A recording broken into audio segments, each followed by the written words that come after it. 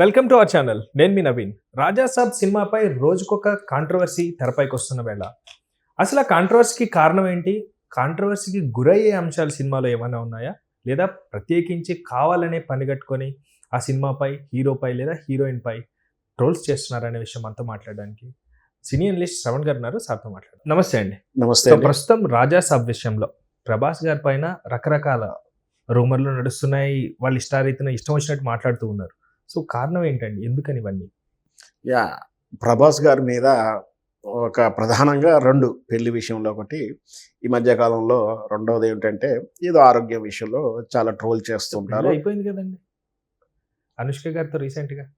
అదే మనం చేసాము, మన అందరం కలిసి చేసాము. సోషల్ మీడియా కలిపి పెళ్లి చేసేసారు, చాలా పెళ్లి చేశారు అట్లాంటివి.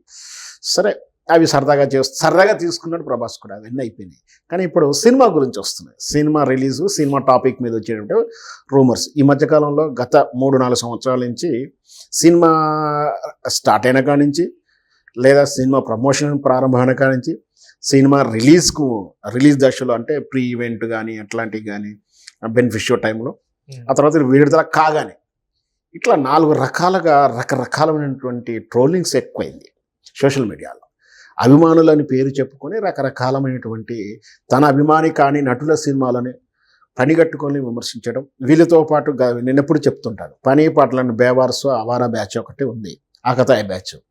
వాళ్ళు వ్యూస్ కోసమో లేదా సెల్ఫ్ సాటిస్ఫాక్షన్ కోసమో ఏదో ఒకటి రూమర్స్ క్రియేట్ చేయడము, రకరకాల విన్యాసాలు చేస్తూ సినిమాని అప్రతిష్ట పాలు చేయాలని ఒక ఎత్తు, రెండవది హీరో మీద ఉన్నటువంటి ఆ ఇమేజ్ని ఏదో చేయాలనుకోవడం అనేది జరుగుతుంది. అట్లాంటి దాంట్లోంచి వచ్చేదే ఇప్పుడు ఏంటంటే రాజా సాబ్ రేపు సంక్రాంతి విడుదల కాబోతుంది.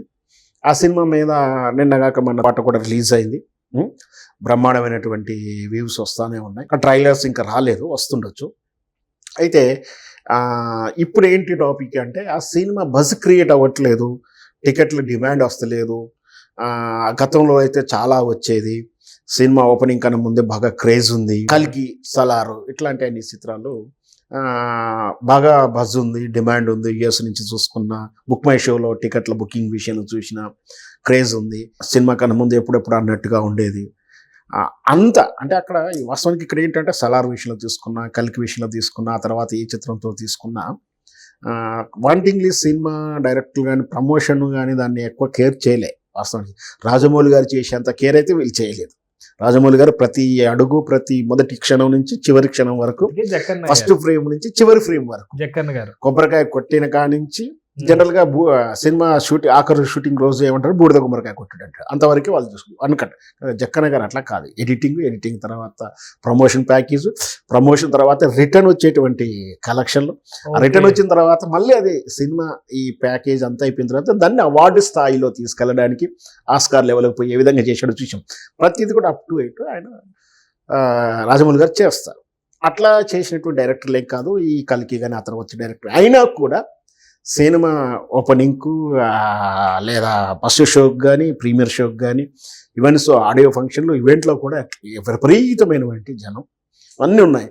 కానీ ఇప్పుడు అది సవ్వడి వినిపిస్తలేదు, ఆ అలక్కడి కనిపిస్తలేదు, ఆ పాటలో అంత అనుకున్నంత గొప్పగా లేదు, అంటే సంథింగ్ స్పెషల్ లేదు, థ్రిల్ ఫీల్ అయ్యేటువంటి. ఎందుకంటే ప్రతిసారి థ్రిల్ ఫీల్ అవసరం లేదు. ఇప్పుడు ఒకసారి షాక్ అవుతే భయానికి ఒక్కరు షాక్ అవుతుంది. ఆ దడుసులు భయాలను ప్రతిసారి ఎవరైనా ప్రతిసారి థ్రిల్ ఫీల్ అవ్వరు. మొదటిసారి చూసినప్పుడే ఉంటుంది. ప్రభాస్ అన్నప్పుడు ప్యాన్ ఇండియా వరల్డ్ స్టార్ అయిన, ఇండియా దాటి వరల్డ్ స్టార్ట్ అయ్యారు. ఆయనకి చిత్రాలు కామన్గా వస్తుంటాయి. ప్రతిసారి నీకు గొప్పగా ఉండాలి అనుకునే వాళ్ళకు ఇప్పుడేమనిపిస్తుంది, ఆ సినిమాకు కొంచెం బజ్ లేదేమో, ఓపెనింగ్స్ లేవేమో.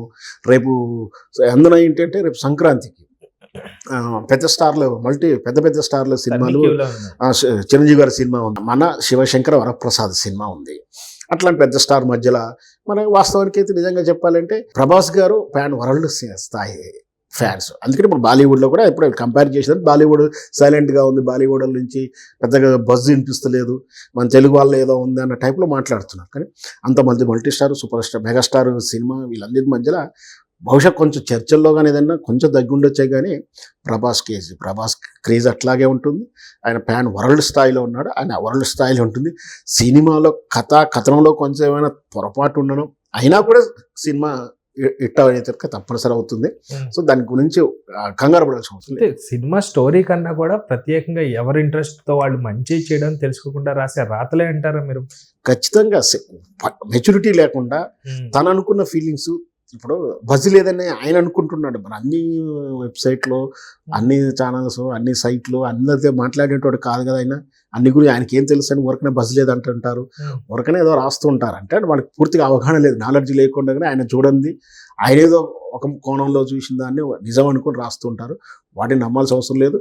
మీరు ఇంతకుముందు ప్రభాస్కి ఎన్ని పెళ్ళిళ్ళు అయ్యో మనం చూస్తున్నాం, సోషల్ మీడియా పెళ్ళిళ్ళు ఎన్ని జరిగినా అన్ని జరిగినట్టుగానే ఇది కూడా రూమర్గానే చూడాలి మనం.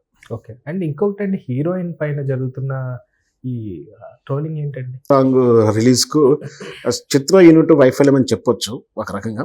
ఎందుకంటే సహజంగా యాక్టర్స్ అంటే ఆడియో ఫంక్షన్లు అంటే ఇంతకుముందు ప్రాబ్లమ్స్ ఉన్నాయి, మనం చూసాం. నిన్నగాక మన పుష్ప చిత్రం ఇప్పుడు ఏం జరిగిందో చూసాం.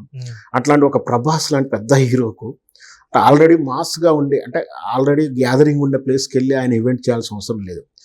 క్రేజ్ లేనటువంటి హీరో, కొత్త హీరోనో, అప్కమింగ్ హీరోనో, ఆయనకు ఫ్యాన్స్ ఫాలోయింగ్, ఫ్యాన్స్ రెడీమేడ్గా ఉండరు కాబట్టి జనం ఉన్న దగ్గరికి వెళ్ళి ఆయన ఆడియో ఫంక్షన్ చేసుకోవచ్చు. కానీ ప్రభాస్ లాంటి వాళ్ళ క్రేజ్ ఉన్న హీరో, అంత మల్టీ నేషనల్ రేంజ్ ఉన్నటువంటి హీరోది ఒక షాపింగ్ మాల్లో చేయడం వాళ్ళ తప్పు. సో గ్యాదరింగ్ ఎక్కువ వచ్చింది. ఆ వచ్చిన తొక్కిస్లాట్లో హీరోయిన్ తోటి మిస్బిహేవియర్ చేశారు వచ్చినటువంటి ఆకతాయిలు. సో ఆమె కొంచెం ఫీల్ అయింది, బాగా హర్ట్ అయింది. అంటే ఆమెని ప్రొటెక్ట్ చేయలేకపోయింది సినిమా యూనిట్ అన్నట్టు కూడా ఆమె కొంచెం బాధపడింది, కానీ బయటకి ఏం చెప్పట్లేదు. సరే ఏదైనా సరే ఆమె జరిగిన దానికి సినిమా వాళ్ళే, సినిమా నిర్మాతలు లేదా సినిమా ఎవరైతే ఉన్నారో వాళ్ళే బాధ్యత వహించాలి. నెక్స్ట్ టైం ఇట్లాంటి రిపీట్ కాకుండా చూడాల్సిన బాధ్యత ఆ సినిమా కానీ సినీ పరిశ్రమలకు ఉంటుంది. థ్యాంక్ యూ అండి, థ్యాంక్ యూ సో మచ్.